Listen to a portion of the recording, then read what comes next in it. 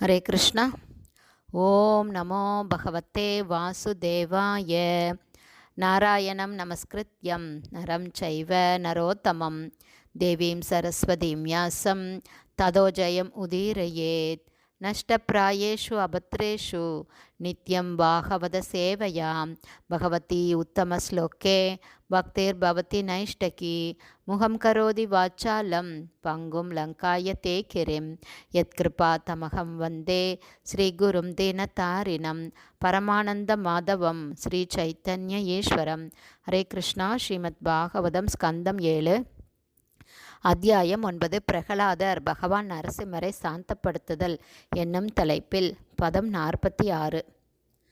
மௌனவிரத ஸ்ருத தபோ அத்யயன ஸ்வதர்ம வியாக்யா ரஹோ ஜப சமாதய ஆபவர்க்யா பிராய பரம் புருஷ தேது அஜிதேந்திரியானாம் வார்த்தா பவந்தி உதனவத்ரது தாம்பிகானாம். Purport by Sheela Prabhat. ஜெய் ஷீல பிரபாத். ஹரே கிருஷ்ணா. இதோட டிரான்ஸ்லேஷன் அண்ட் பர்பட் பாதி பார்த்துருக்கோம். பேலன்ஸ் இப்போ பார்க்கலாம். மௌனம், விரதம் முதலியவற்றின் பலன்களை பக்தி தொண்டினால் தானாகவே அடைகின்றனர் என்று சுகதேவ கோஸ்வாமி கூறுகிறார்.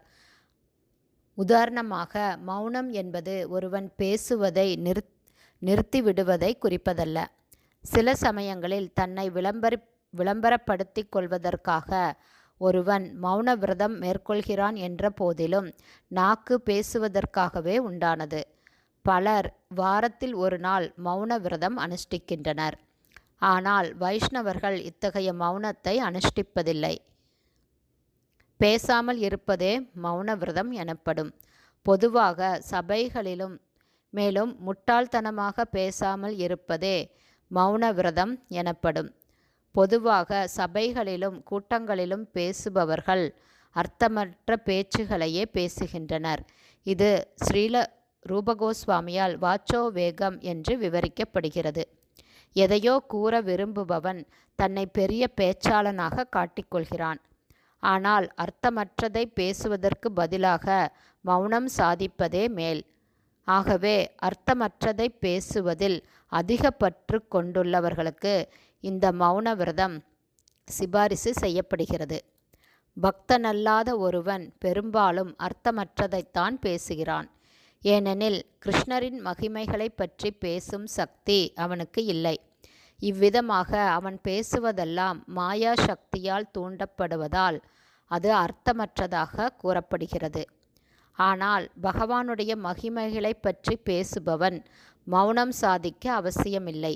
கீர்த்தனீய சதாஹரி என்று சைத்தன்ய மகாபிரபு பரிந்துரைக்கிறார்.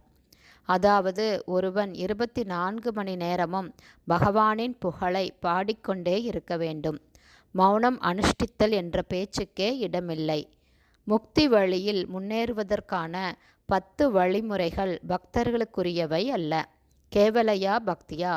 பகவான் ஸ்ரீ கிருஷ்ணரின் பக்தி தொண்டில் ஈடுபடுவதாலேயே இந்த 10 முறைகளும் தானாகவே அனுஷ்டிக்கப்படுகின்றன.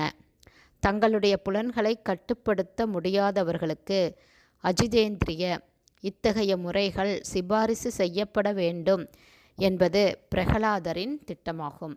ஆனால் பக்தர்கள் புலன்களை வென்றுவிட்டவர்களாக இருக்கிறார்கள். சர்வோபாதி வினிர்முக்தம் தத் பரத்வேன நிர்மலம். ஒரு பக்தன் ஏற்கனவே பௌதீக மாசுகளிலிருந்து விடுபட்டவனாக இருக்கிறான். ஆகவே ஸ்ரீல பக்தி சித்தாந்த சரஸ்வதி தாக்கூரார் பின்வருமாறு கூறுகிறார்.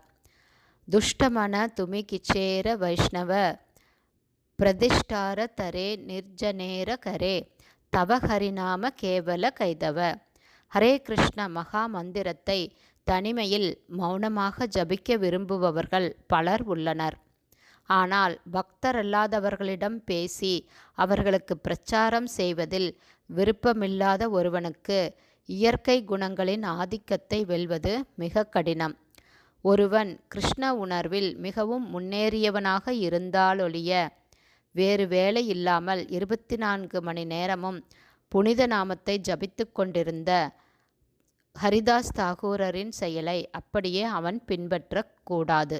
இந்த முறையை பிரகலாதர் கண்டனம் செய்யவில்லை, இதை ஏற்றுக்கொள்கிறார்.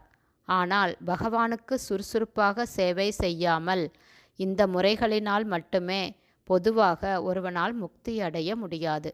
பொய்யான பெருமையினால் முக்தி அடைய முடியாது.